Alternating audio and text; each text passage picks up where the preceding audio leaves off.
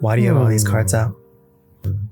Immodane lets you burn all your opponents whenever you burn a creature with an instant or sorcery.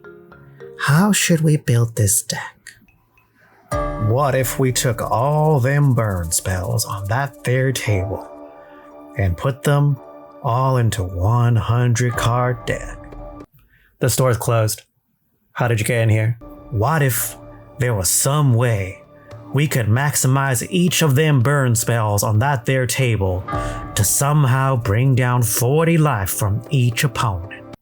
I'm calling the cops. Hold on.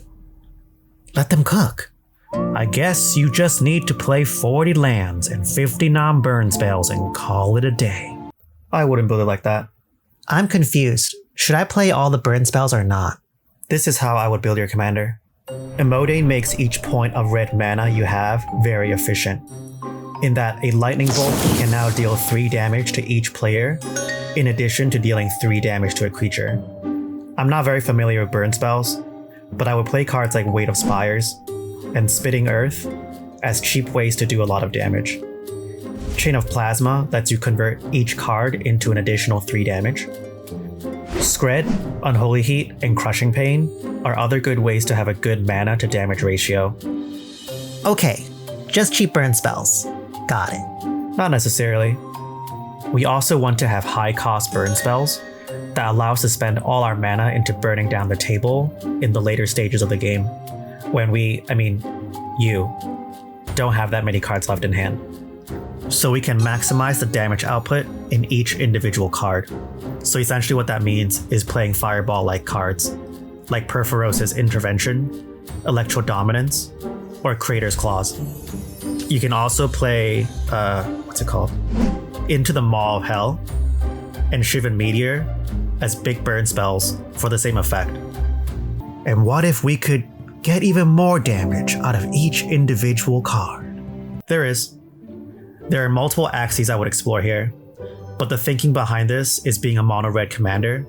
There are limited ways to replenish the cards in hand, aside from expensive wheel cards. And we will add tools to see how many cards we get a turn. Ultimately, we need to make sure that each individual burn spell can do as much damage as possible.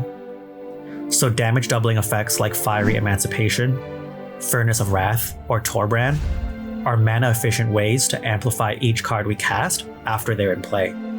I'm just gonna start writing all this down before I pull all the cards out.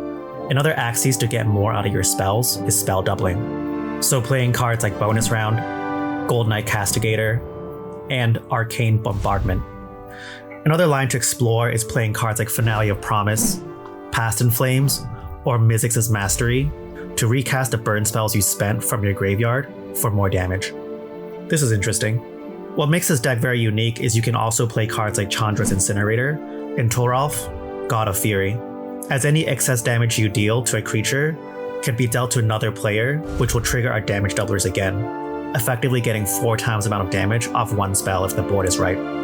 My god, they're getting it. So the biggest problem is getting out enough damage.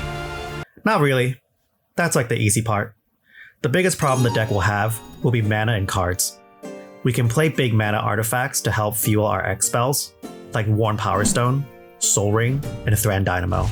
The problem I think you'll run into is you won't have enough mana to do everything you want. So you probably want cards like Horizon Stone to float mana to use for the future, Naheb the Eternal to generate a lot of red mana to really burn down the table, or even just a Stormkiln Artist to accumulate treasures while you play the game. What about the cards in hand problem? We don't have enough card draw.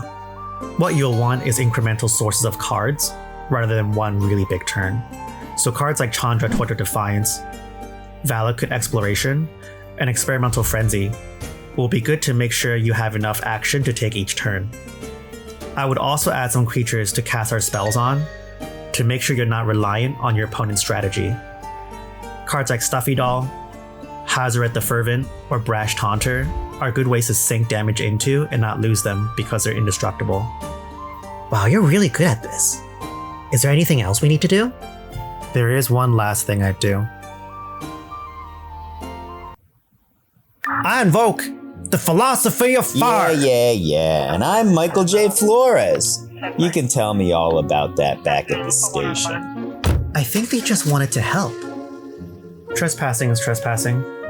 Want to throw something up on the TV and finish up that deck? Your land base seemed kind of off. Yes, Senpai. You want me to read a script this time? Okay. The Mox Field deck list is in the description box below.